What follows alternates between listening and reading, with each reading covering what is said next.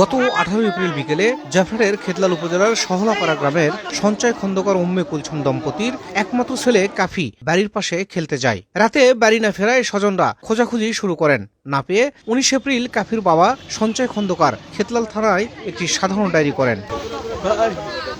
এরপরই পুলিশের পাশাপাশি মাঠে নামেন র্যাব। নিখোঁজ কাফির সন্ধানে শুরু করে উদ্ধার তৎপরতা। শনিবার দুপুরে স্থানীয়রা বাড়ির পাশের পুকুরের কচুরিপনার ভেতর কাফির অর্ধগলিত লাশ দেখতে পেয়ে পুলিশে খবর দেন। এ ঘটনায় জড়িতদের বিচারের আওতায় আনার দাবি স্বজনদের। কোনো সূত্র, কোনো তথ্য বা কোনো মুক্তিপণ, এমনকি কোনো ক্লু কোথা থেকে আমরা পাইনি। আমরা খুব খোঁজাখুঁজি করছি, পাইনি। আজকে আমরা দোনো কইভাবে পাই, আমরা চাই না ওকে ফাঁসি চাই, ওকে ফাঁসি চাই, আর কিছু চাই না। 8 বছরের শিশুকে নিয়ে যায় এভাবে নিঃসঙ্গভাবে হত্যা করে আমরা এটা মেনে নিতে পারতেছি না। আলম আমার ময়নাক মারে ফেলে দিছে, আমরা মিস্তানা বুঝা পাচ্ছি। তারপরে কিছু ছেলের জীবনের জন্য কিছু কইনি, যে ছেলে শুধু খাম করে। হাত পাও ভালো ধরেছি, টাকা টুকা দিবা চাইছি, তাও কেউ দেয়নি।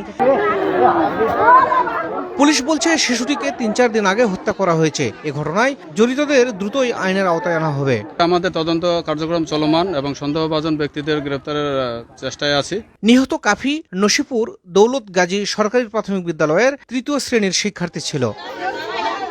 শাহিদুল ইসলাম সবুজ, সময় সংবাদ, জয়পুরহাট।